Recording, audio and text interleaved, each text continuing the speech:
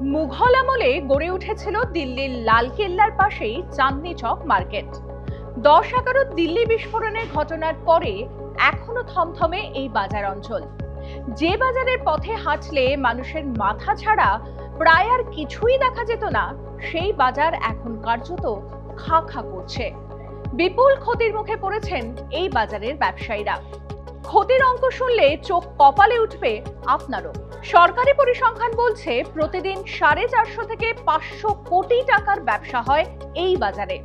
BJP সাংসদ প্রবীণ খণ্ডেলওয়াল জানিয়েছেন, বিস্ফোরণের পরে মাত্র দুদিনে এক ধাক্কায় 300 থেকে 400 কোটি টাকার ক্ষতি হয়েছে। বিয়ের কেনাকাটার মরশুমেও দেখা নেই ভিড়ের। সাংসদ জানান, মেট্রো স্টেশনের একটি গেট বন্ধ থাকা ও তদন্তের জন্য দুটি বাজার এলাকাকে বন্ধ করে রাখার নির্দেশের জন্যই মানুষ আসছেন না বাজারে। যদিও এই বাজারে আসতে এখনো মানুষের মধ্যে আতঙ্ক কাজ করছে কিনা সেই বিষয়ে আলোকপাত করেননি সাংসদ।